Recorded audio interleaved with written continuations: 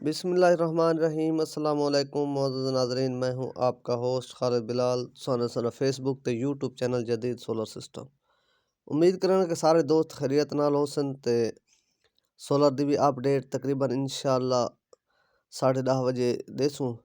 ਤਾਂ ਮੈਂ ਕਿ ਫਿਲਹਾਲ ਇਹ ਸੋਲਰ ਫਰੇਮ ਦੀ ਇਨਫੋਰਮੇਸ਼ਨ ਆਪਣੇ ਦੋਸਤਾਂ ਤੱਕ ਪਹੁੰਚਾਉਂ। ਕਾਫੀ ਦੋਸਤ ਰਾਬਤੇ ਦੇ ਵਿੱਚ ਹਨ ਤਾਂ ਇਨਫੋਰਮੇਸ਼ਨ ਦੇ ਬਾਰੇ ਪੁੱਛਦੇ ਪੈਣ ਕਿ कितने 15 प्लेटा का फ्रेम या 18 प्लेटा का फ्रेम 12 प्लेटा का फ्रेम 10 प्लेटा का फ्रेम कितने दे तैयार थी वैसी जी सारे को इनफॉर्मेशन जी जिमें असा देंदे पे हैं या जेडे बनाते पे फ्रेम उनकी इनफॉर्मेशन थोड़े तक पहुँचाते पे हैं।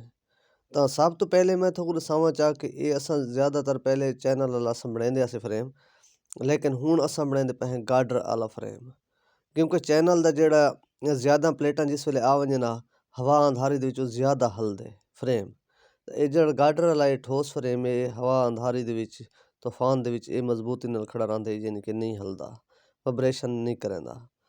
तो सब तो पहले तो समझा 15 प्लेटा का जोड़ा फ्रेम है पिया तो उन्हें अस जो गार्डर लेंदे पे एक गार्डर लेंदे पे 7-4 का, तो बाकी उन्हें जो क्रॉस गार्डर जिनका वजन होंगे 2.5 किलो तो 2.5 तो 3.25 किलो, तो बाकी हिन जो उन्हें छोटे गार्डर लगते हैं क्रॉस जिन्हें प्लेटा लगते हैं वो गार्डर लगते 1.25 किलो 1.5 किलो आला। तो बाकी हिन पाइप जेडे उन्हें लेंदे पे हैं जो सेंटर वाला पाइप है पिया वो है 5 का, तो बाकी ये जोड़ा उनका इवें समझ तले जरा पाइप लगते जमीन के उत्ते वो 7 का तो 6 का लेंदे पे हैं। जोड़ा पिया फ्रेम है पिया वो इंदा 15 प्लेटा का।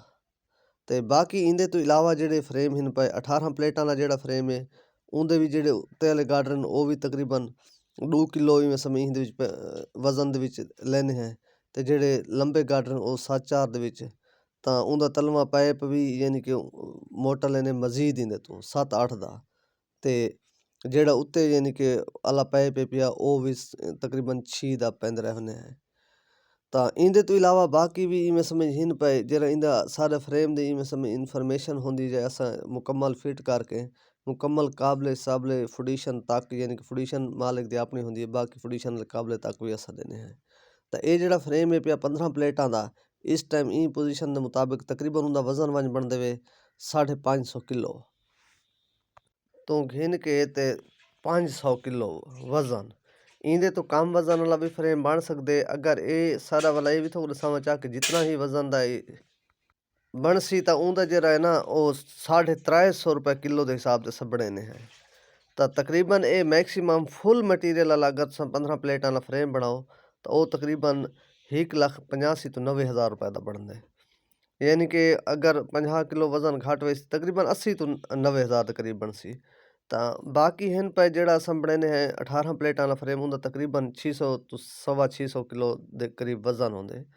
तो वो इवें यानी कि एस्टीमेट बना के इंदे तो घट मटीरियल वाला भी बनते सारी कोशिश होंगी, क्योंकि काफ़ी प्लेटा के उत्ते होंगे इंदा यानी कि जितना मजबूती वाला फ्रेम हो उतना फायदे च रह वेंदे। तो उनका इतना बनते वाला है 10 प्लेटा का जोड़ा फ्रेम है पिया इवें थोक मैं इंदे दसे नावा असा जोड़ा लेने हैं। तो 10 प्लेटा का फ्रेम 1,10,000 रुपये का बना लेने हैं, चंगा अच्छी मटीरियल वाला फ्रेम। बाकी है पिया इंदे तो इलावा 12 प्लेटा वाला फ्रेम 12 प्लेटा का जरा फ्रेम है वो 1,25,000 रुपये का उनका तकरीबन वजन भी 350 किलो होते। तो बाकी इवें यानी कि जितना भी है असा इवें जत मैं काफ़ी दोस्त सारे इन बैठे हैं। अगर चैनल वाला बनवे सो तो चैनल वाला भी इवें बन वेंदे इन बन वेंदे पैसों बन वेंदे, लेकिन उनकी ज़रा मजबूती घट होंदी है। तो बाकी जरा इो पिया दूजे फ्रेम के जोड़े पाइप टुकड़े कील काबला सारा मुकम्मल यानी कि अस फिट करके प्लेटा तक टाइट करके देवनिया होंगे, फुडिशना सिर्फ मालिक दियाँ होंगे बधवावनी होंगे। तो बाकी जी तलवी प्लेट लेने अस उनका भी थोड़ा दसी वजह वो भी 400 तो मोटी होंगी है 350 तो 400 तो मोटी होंगी। बाकी स्पोर्टा वगैरह ये भी सौ दे पाए फ्लिंच वगैरह सब चीज़ दी असा भी है कि पहले अस बनवाए उनकी मैं वीडियो भी अपलोड की थी टॉप लिंक वाला, लेकिन टॉप लिंक वो जरा महंगी पौंदी इन वजह 15 तो 20,000 की अलग टॉप लिंक पाए वेंदी बंदे को। तो वो वाला यानी कि अस छोड़ दिते वो वाला टॉप लिंक वाला कौन बनवाते पे सिर्फ लाख होंगे पाइप दोते तो सब जितना खड़े सो मूव करके लाख लाख खड़े सो बस। बाकी इन वीडियो भी काफ़ी लंबी थी नहीं पे अपना ख्याल करे सो दे सो इजाज़त अल्लाह हाफिज़।